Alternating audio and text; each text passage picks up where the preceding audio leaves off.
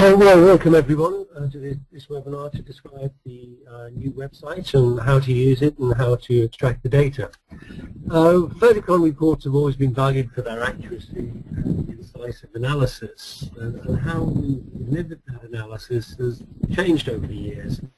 When the reports were first launched in 1978, they were sent out by telex. For the younger in the audience who don't know what that is, Google it.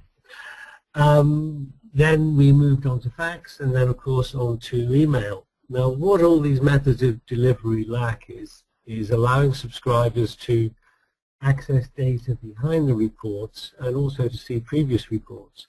So with the launch of our new website, subscribers now have access to this.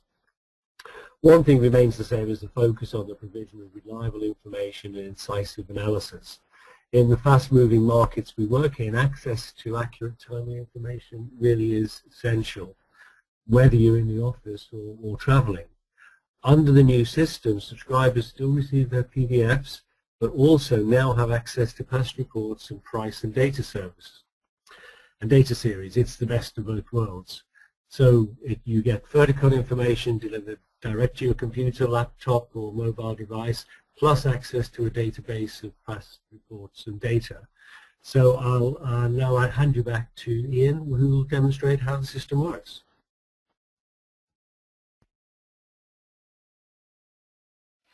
Thank you very much, Barry. What I'm going to do is just take you through quickly the structure of the site and where you can find the reports within that. The second part of it, then we will look at the dashboards and how to download the data. If you want to find the site, you can type in fertecon.com into your web browser, and the important part to find the subscriber area is at the top right here, or the red panel down here where it says log in here. When you click onto that, on your first instance you will be logged out, and so you will find that you are prompted to put in your username, which will always be the email that you use and receive the Fertecon email PDFs in email. You also have been issued with a password, I think twice at least in the last couple of weeks since we launched. Should you need a reminder on that, or you want to change your password, where it says forgot your password, simply click here. You'll be prompted to put your email in where it says username or email, get new password, and you will be sent a link to reset and change your password. If you're having any other access issues, then please feel free to email our team on onlineaccess@informa.com, and we'll do our best to sort that out for you. I'm just going to log in here as myself and hit remember me, so I only have to log in once, and I will go in straight away next time. The core part of the site for subscribers is from this purple line downwards. The rest of the site is chiefly around the marketing. This is the subscriber area from my cursor downwards. As you can see, there's two sections. One is reports and one is data. We'll go into the data part in a second, but for now we'll focus on the reports. Because I have all 17 Fertecon products, my subscription includes the 17 products down here. But if you subscribe only to 3 of our reports, then you will only see the content, that's the reports and the data, from those 3 reports and World Fertilizer Review. The analysts at Fertecon now update the website whenever they put out a supplement, so we can see a nitrate supplement from yesterday here, and you can access that simply by clicking on the headline, or if I scroll down you will find here that we have the full sulfuric acid report, the full ammonia report, and so on and so forth. When the futures are updated or the outlooks are updated, they're included there as well. So I'm just going to take a look at one of those weeklies. I'm going to go into the ammonia report. Clicking in here, you can see that if you want to email the analyst, you can simply click here and ask them questions about the report.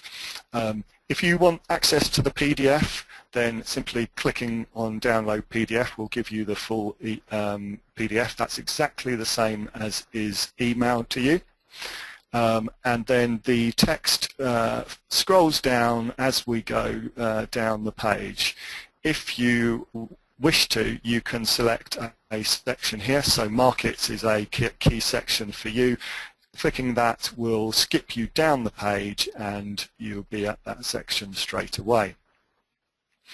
I'm just scrolling back up quickly and just going to show you on the right hand side as well here you have related reports and data. So that might be the previous week's report, it might be the price data in dashboards, or it might be the World Fertilizer Report, for example. The final thing that I would like to show you is within the search functionality. Should you wish to search, you can search it's very simply in the bar. It's worth bearing in mind though the different ways that you can enter information. So you can put in urea price, and that will show you anything that has the word urea and price in it. You can put in urea and price, and that means it must have both of those words within the search results. Or if you're looking for urea price, you can search for the urea price where the two words are together. I am going to now just hand over to Barry, who will try and put into context some of the what we think is probably the most exciting part of this development, and that is the ability to view and download data. Thank you, Ian. We get many inquiries from subscribers for price series and other data, which we've always endeavoured to respond to quickly. Subscribers need this data for analysis and decision making. Fertecon data is trusted throughout the industry, and our price series are backed by expert analysis. Our supply-demand data is not just number crunching, it's the result of detailed analysis by our industry experts. With the new website, subscribers don't have to email us anymore if they want a price series. They'll have instant access to this data, and they can use the tools to create charts and access all that data. So I'll pass you over to Christoph now, who will demonstrate the data section. Thank you, Barry. Hello, I'm Christoph. I'm the Head of Data Intelligence for Fertecon. And as Barry has just mentioned, I would just like to walk you through the dashboards that we have created for the new website. You can find them in the subscriber area, same as the reports that Ian has just demonstrated. And in the subscriber area, you will notice there are two tabs. The default tab is for the reports, and the second tab is for the data. The dashboards are under the data tab. And same as with the reports, what you will see on this page will depend on your subscription level. I'm currently having access to all of the dashboards, so I'm seeing all of them, but what you will see will depend on your subscription. All of these dashboards are slightly different. They are, of course, showing different data, but there's also layout and functionality differences between the dashboards for the weekly reports, for the futures, and for the outlook, or for example for the World Fertilizer Review. They are, however, all fairly similar in the terms of how they work. So I'm just going to walk you through the dashboard for the sulfuric acid prices, and the principles that we will see on this dashboard will apply to all of the other dashboards as well. On the dashboard page, you will see an introduction text with just a few reminders of how the dashboards work. But the main part is below that, the actual dashboard. Along the top of the dashboard, you will see three tabs which provide you with access to different views on the data. On the first tab, you will see the familiar price table, and below that a line graph. Where the dashboards really come into their own is the interactivity. So you can, for example, click on a price series in the table, and you will update the line graph below to focus on that price series. Just below the line graph, you will see a filter where you can further customize the graph. You can, so for example, show the last 3 years worth of data instead of just the last 2 years. On the second tab, you will be able to see the long-term trends of our price series. And again, for example, with the slider here, you can manipulate the graph and, for example, adjust the date range. The drop-down above the bar chart, above the graph, allows you to select a data series. On the third tab, you will be able to compare year by year the individual price series. So in this case, you get one line for each calendar year. You can further customize the graph by selecting your price indicator or selecting the years that you would like to see. What is important to know about these dashboards is that you can actually download the data for your own analysis. On views which have more than one data element, such as this one, which got a table and a graph, you will need to tell the system which data element you would like to download. So if I would like to download the table, for example, I need to click into the table, and you will then see a light gray outline, which indicates that this table has now been selected. Or if I wanted to download the bar graph, I just click into the line graph. If I click into that, you will again see a light gray outline around that, indicating that it has been selected. To actually download the data, you will use the toolbar below the dashboard. There are several options here. You can export the dashboard as an image or as a PDF, which will reflect the changes that you've made, for example, in the filters. So you will be able to download customized images. And there's two options to actually download the data. Cross-tab will work best for tables. So if I click on that, for example, I will be able to download a CSV file, which will open in Excel and allow you to analyze the data in your own models. This is what it looks like. It's very similar to the table that you see on the website, only that you don't have to type in the data yourself. For the line graphs and other data elements, the other download option will work better. So if we go back to the toolbar and click on the data option, you will see a pop-up with the actual data. On this pop-up, there's two tabs. One is the summary, which will give you the most important information, but you will also have the underlying tab, which will give you more detailed information. On this case, for example, on the summary tab, we've got the price range just as one value, whereas on the underlying, we've got the price range split up into two different fields, which can be easier to analyze. If you check the Show All Columns checkbox, you will see even more data. You can download this data by clicking on the Download All Rows as a text file button, which again will download the file and open it in Excel for you to analyze a bit further. And with that, I'm going to hand back to Ian. Thank you very much, Christoph.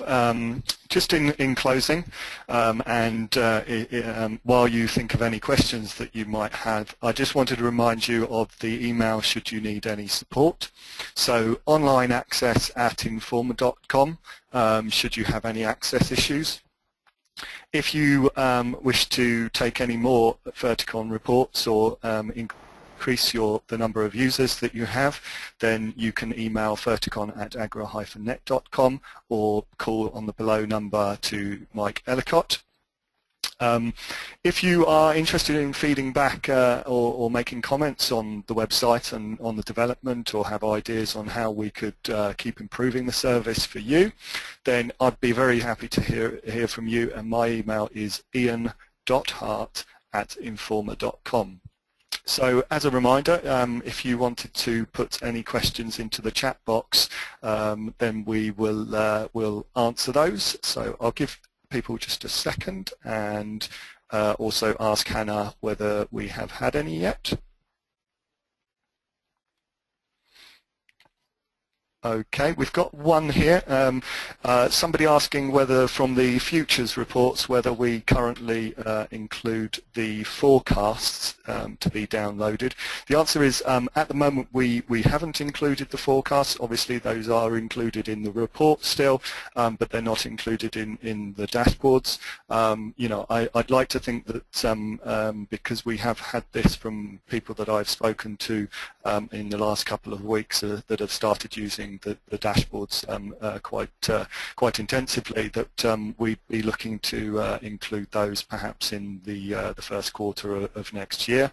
As I mentioned at the beginning, we view this very much as a first step, and our roadmap includes to bring more of Fertecon's data, such as the plants and projects information, trade and supply and demand data online. But really, you know, that is something that we would love to hear from you about. What are your priorities in terms of where we should go next? But we're very much interested in investing in the website over the coming years. I'm just going to check again with Hannah whether there are any other questions. Okay, and I'm just being told that that was our last one. So without any further to do, I will say thank you for listening to this Fertecon subscriber webinar.